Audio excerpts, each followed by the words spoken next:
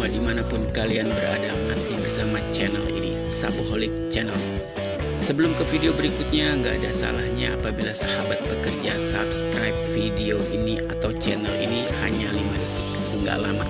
5, 4, 3, 2, 1. Terima kasih.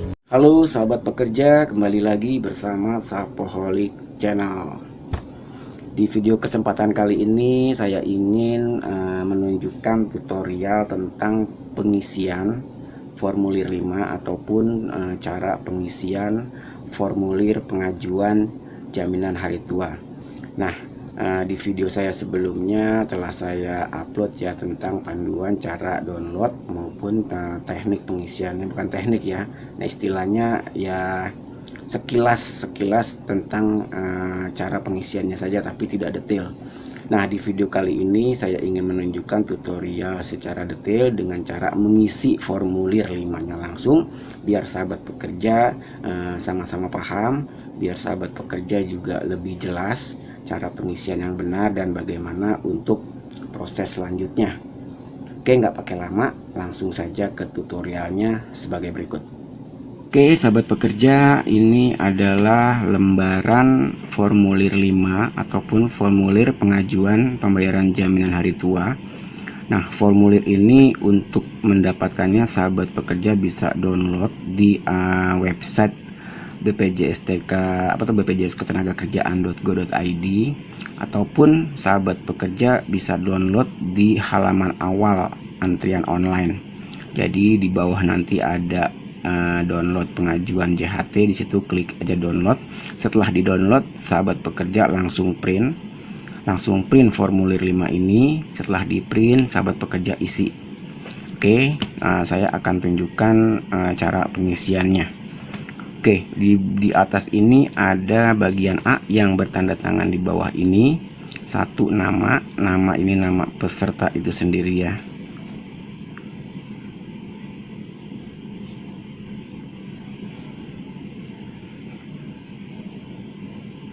Oke, saya contohkan di sini penulisannya dengan huruf besar ya atau kapital, mungkin agar lebih mudah terbaca. Terus nomor induk kependudukan, ini contoh saja. Alamat sesuai KTP.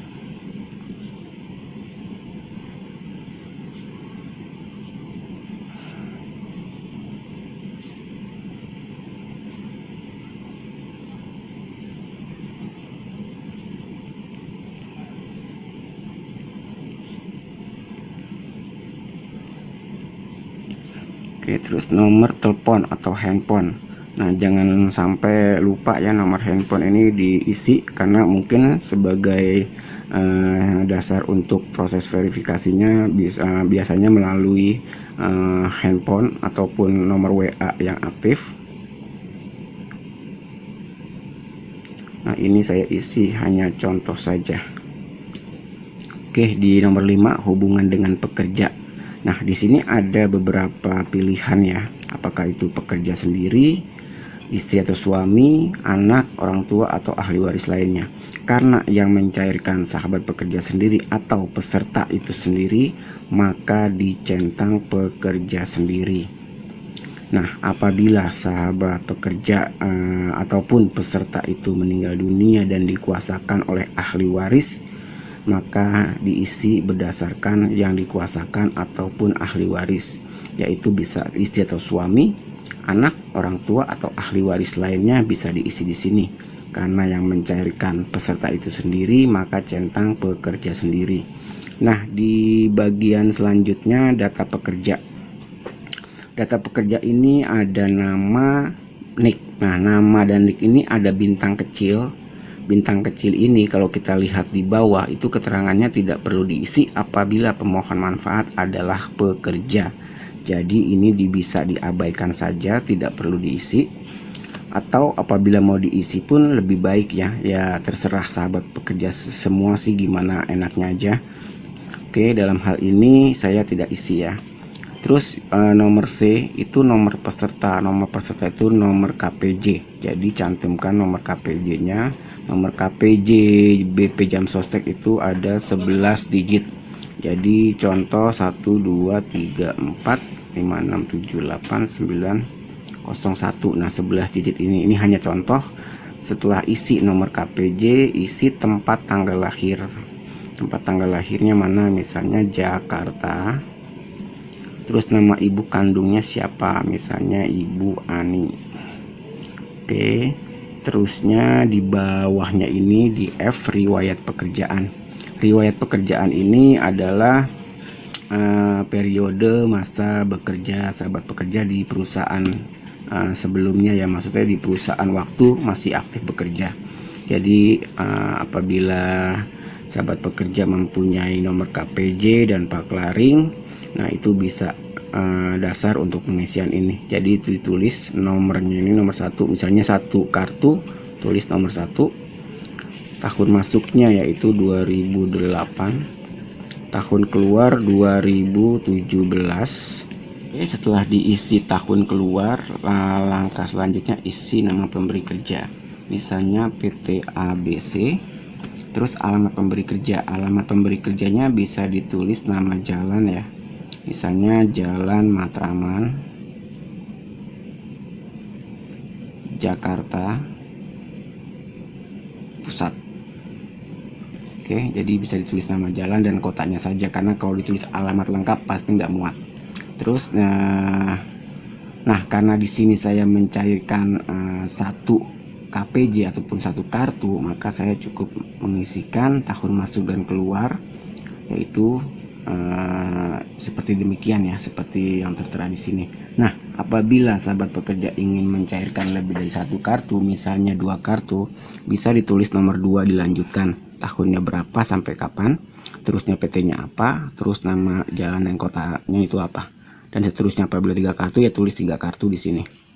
Terus lanjut nomor 6, yaitu alamat email pemohon. Alamat email pemohon sahabat harus isi di sini, misalnya Sigit, huruf kecil semua ya, Sigit @ misalnya gmail.com, huruf kecil semua. Terusnya di bagian B, dengan ini mengajukan permintaan jaminan hari tua karena, nah di sini ada sebab klaim. Sahabat pekerja pilih masuk kategori yang mana, apakah mencapai usia 56 tahun, meninggalkan wilayah RI bagi WNA, meninggalkan wilayah RI bagi WNI, catat total tetap, meninggal dunia, atau kepesertaan 10 tahun pengambilan 10%, atau kepesertaan 10 tahun pengambilan 30%, atau mengundurkan diri sebelum usia pensiun, atau yang terakhir pemutusan hubungan kerja karena PHK ataupun kontrak atau pensiun sebelum 56. Jadi sahabat pekerja bisa centang di sebab klaim ini karena apa.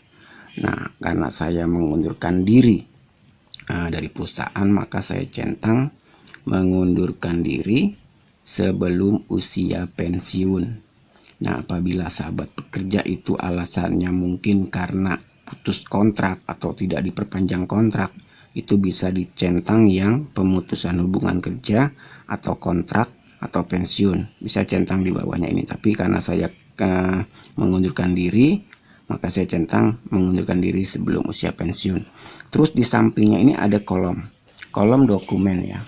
Nah, kolom dokumen ini ada kategori PU, kategori BPU, dan kategori PMI. PU itu yaitu penerima upah, ke BPU bukan penerima upah, dan PMI pekerja migran Indonesia. Nah, sahabat pekerja masuk kategori yang mana nih? Apakah PU, BPU, atau PMI? Nah, karena saya pekerja penerima upah, maka saya pilih kategori PU. PU ini penerima upah ya. Nah, terus kita lihat mengundurkan diri sebelum usia pensiun. Ini adalah clue ataupun dokumen yang harus dilampirkan. Itu nomor 1, 2, 3, 5, dan 18. Nah, untuk mencocokkan 1, 2, 3, 5, 18 ini, sahabat pekerja bisa melihat di bagian C, dokumen pendukung. Nah, ini hanya diisi oleh petugas BPJS Ketenagakerjaan. Sahabat pekerja cukup untuk membandingkan atau menyamakan clue nomor-nomor ini dengan persyaratan. Jadi misalnya nomor 1 itu kartu peserta BPJS Ketenagakerjaan asli, dan nomor 2 fotokopi KTP atau paspor peserta dengan aslinya. Terus nomor 3 yaitu fotokopi kartu keluarga dengan aslinya. Terus nomor 5, fotokopi keterangan berhenti bekerja dari perusahaan dengan aslinya atau pernyataan tidak punya aktivitas usaha untuk BPU. Oke, terus nomor yang terakhir 18. 18 itu yaitu fotokopi buku rekening. Nah, jadi untuk mencocokkan 1, 2, 3, 5, 18 ini dokumen apa saja yang diperlukan, dokumen apa saja yang dilampirkan, sahabat pekerja bisa lihat di bawah ini, di bagian C. Tapi ini hanya petugas yang isi, sahabat pekerja cuman melihat saja pesertanya apa saja sih, nomor 1 ini apa sih yang harus dibawa, apa sih yang harus dilampirkan, jadi bisa mencocokkan. Oke, setelah ini B diisi, terusnya bisa langsung ke bagian D, karena C nggak perlu diisi yang C karena ini hanya petugas yang isi. Kita langsung ke D, informasi rekening. Nah, informasi rekening ini pastikan nama rekening adalah nama peserta itu sendiri, tidak bisa diwakilkan, tidak bisa digantikan dengan anggota keluarga lain ataupun teman. Jadi pastikan atas nama yaitu nama peserta itu sendiri ataupun sahabat pekerja sendiri. Misalnya nama bank. Nama bank misalnya Bank SAT. Terus nama rekening yaitu nama saya sendiri.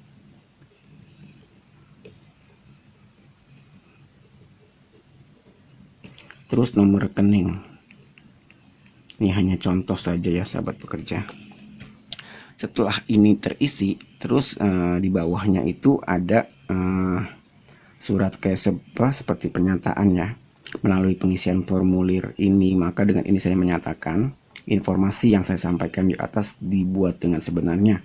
Jika di kemudian hari terdapat hal-hal yang tidak benar, maka mengenai dokumen yang saya berikan serta keterangan yang saya sampaikan, maka saya bersedia mengembalikan semua uang yang saya terima dari hak tersebut di atas serta bersedia untuk ditutup secara hukum. Nah, di sini ada titik-titik. Ini isi aja nama kota, misalnya Jakarta. Nah, tanggal ini tanggal diisi kapan sahabat pekerja mengisi formulir ini. Nah, contoh sekarang ini tanggal 14. Jadi saya isi tanggal 14 April 2020. Terus nama jelas.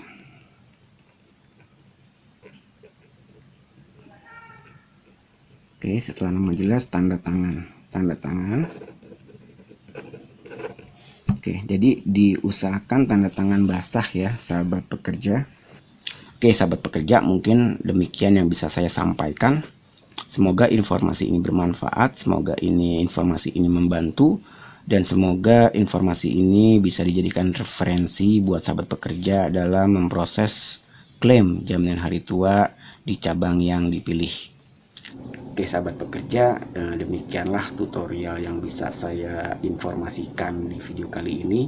Semoga bermanfaat, semoga membantu, semoga bisa dijadikan referensi buat sahabat pekerja semua dalam memproses saldo jaminan hari tua.